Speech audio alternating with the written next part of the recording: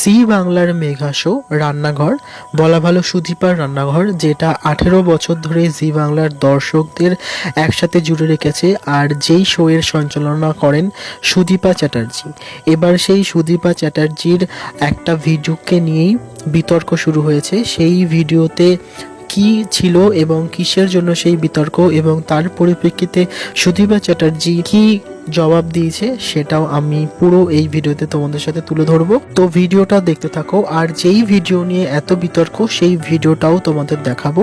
তার আগে বলে দিই, জি বাংলার রান্নাঘরে সুদীপা চ্যাটার্জি এখন আর সঞ্চালনা করছেন না বর্তমানে, কিন্তু এটা কতটা যুক্তিযুক্ত হয়েছে সেটা তোমরা বিচার করবে। তো চলো সবার আগে দেখে নিই যেই ভিডিওটা নিয়ে এত বিতর্ক সেই ভিডিওটা। তোমার উপলক্ষে দর্শকদেরকে দেখাবো, এটা হচ্ছে গরু মাংসের কোফতা। এটা দেখিয়ে দিচ্ছি। এখানে গরু মাংসের কিমা আছে, এটা একদম কিমা করে পানি ঝরিয়ে রাখা হয়েছে। হ্যাঁ, খাসি মাংস করতে পারো, তুমি চাইলে মানে মুরগি দিয়ে করতে পারো। হ্যাঁ, এই টেস্ট তুমি কি বল না, যদি বাচ্চারা অনেকে আছে না, অনেক হয়তো গরু মাংস খেতে চায় না কিংবা খাসি মাংস খেতে চায় না, তারা চিকেন দিয়েও করতে পারে। দেখো কোফতাটা কিন্তু ভাঙেনি, শক্তই আছে, ইনট্যাক্ট আছে। দারুণ গন্ধ বেরিয়েছে।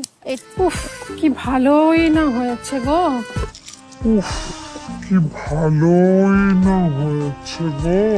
মূলত যে কারণে বিতর্ক শুরু হয়েছে, জি বাংলার রান্নাঘরের সঞ্চালিকা সুদীপা চ্যাটার্জি বাংলাদেশের একটি রান্নার শো এপার ওপার বাংলার রান্নার শোতে গিয়েছিলেন গেস্ট হিসাবে, এবং শোটি যিনি সঞ্চালনা করছিলেন তিনি ঈদ উপলক্ষে গরুর মাংসের কোফতা বানিয়েছিলেন এবং সুদীপা চ্যাটার্জি সেটা ভরপুর প্রশংসা করেছিলেন। তো সেই জন্যই ওভারঅল বাংলার যে বিশেষ করে সনাতনী যে দর্শকরা রয়েছেন তারা তার উপর বিক্ষুব্ধ এবং তারা তার উপর রাগ প্রকাশ করেছেন এবং তাকে নানা রকমভাবে হুমকিও দিচ্ছেন বর্তমানে তার ছেলেকে নিয়ে এবং তার মাকে নিয়ে নানা ধরনের কুমন্তব্য করছেন।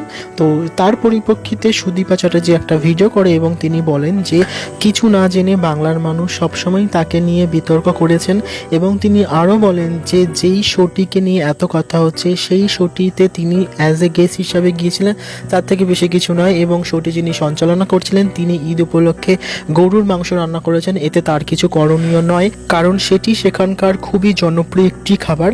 এবং তিনি আরও বলেন যে কারোর ধর্ম নিয়ে আমার মাথা ঘামানোর মতো টাইম নেই, আমি আমার ধর্মকে বিশ্বাস করি, তারপরে কে কি ধর্ম করছে সেটা তার ব্যাপার। সনাতন ধর্মের মানুষরা এর প্রতিবাদ করেন এবং তারা বলেন জি বাংলার রান্নাঘরের বেশিরভাগ দর্শক সনাতনী ধর্মের, এবং ওপার বাংলার যে রান্না রয়েছে সেটা জি বাংলাতে না দেখালেই সেটা বেশি ভালো হতো। তো সেই জন্য তারা সুদীপা চ্যাটার্জির ওপর বিক্ষুব্ধ, এবং বর্তমানে সুদীপা চ্যাটার্জি জি বাংলার রান্নাঘরে কোনো সঞ্চালনা এখন বর্তমানে করছেন না। তো এর পরিপ্রেক্ষিতে আপনার কি মতামত অবশ্যই কমেন্ট করে জানাবেন। ভিডিওটা ভালো লাগলে লাইক করবেন, শেয়ার করবেন।